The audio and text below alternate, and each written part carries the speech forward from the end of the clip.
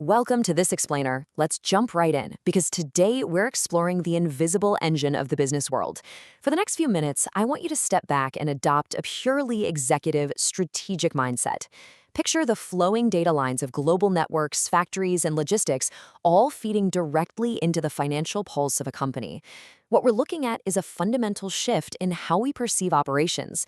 You see, it's not just about moving boxes anymore, it's about moving cash. Which brings us to a really vital question. In most organizations today, there's this persistent kind of ordinary world illusion. We look at the supply chain and we just see execution.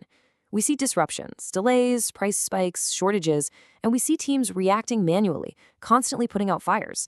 But we have to ask ourselves, is your supply chain actually engineering financial value, or are you just perpetually reacting to operational chaos?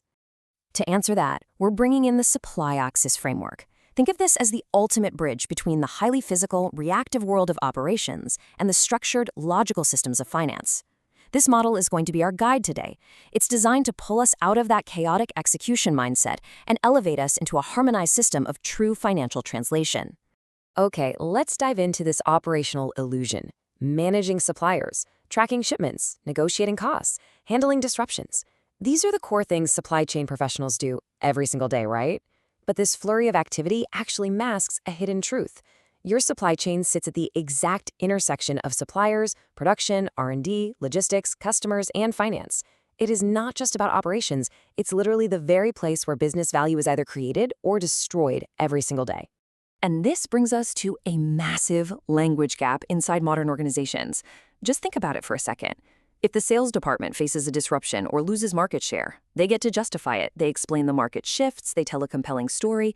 But if the supply chain faces a sudden supplier price increase, there is no story. There is only the expectation of action. You're just expected to renegotiate, dual source, redesign, or somehow absorb the risk.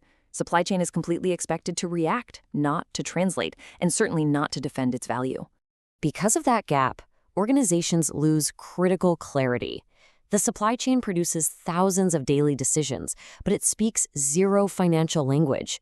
So you end up with intense operational actions on one side and a totally empty finance dashboard on the other, with a giant question mark sitting right in the middle.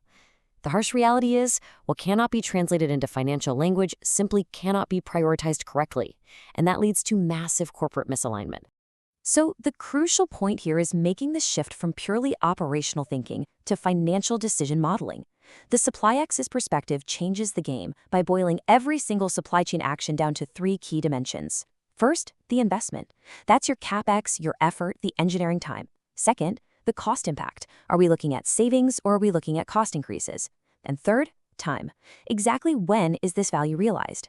We have to stop asking, what is this operational initiative, and start asking, what is the cash flow impact of this decision over time?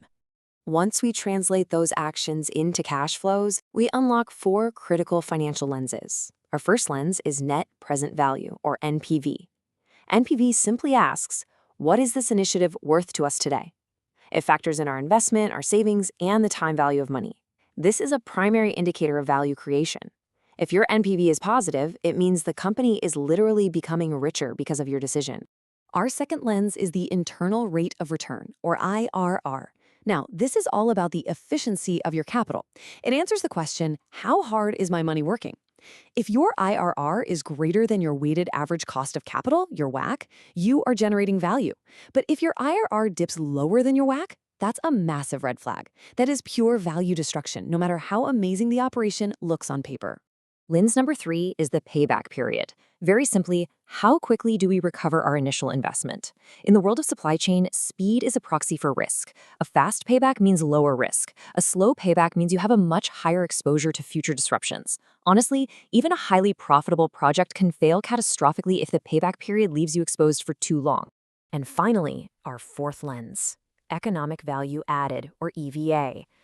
I actually want to pause for a second here, because this is the most brutal, ultimate question of true value creation.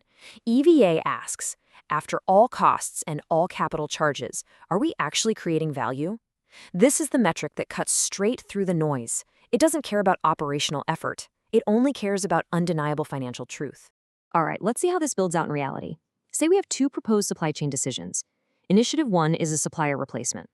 It touches $2 million in spend, promises $300,000 in yearly savings, requires a $200,000 investment, and yields a positive net cash flow of $100,000 a year. Initiative 2 is an engineering change. $4 million in spend, $350,000 in savings, a $450,000 investment, leaving a negative net cash flow of minus $100,000 a year. Now, on the surface, sitting in an operational meeting, both of these sound like totally reasonable, standard initiatives.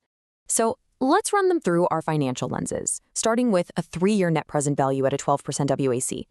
Project 1 yields an NPV of $520,000. Project 2 yields $390,000. Both numbers are positive. They both look great. Any operations leader would look at this and immediately assume both are fantastic operational choices to move forward with. Now, what's really interesting here is the internal rate of return. Project 1 sits at a massive 145%. Project 2 is at a very respectable 56%. Again, both are technically positive. Both are well above our 12% WACC, so the narrative so far is strongly telling us that we have 2 solid value-generating projects on our hands. We move on to the payback period.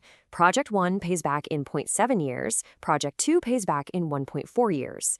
Yes, Project 1 recovers its investment twice as fast, which is excellent. But 1.4 years for a major engineering change? That still seems completely viable on the surface. If you stopped your analysis right here, you would almost certainly approve both projects. And this brilliantly illustrates the danger of stopping at surface-level metrics. Let's look at the EVA truth. When we apply economic value added, the whole picture just fractures.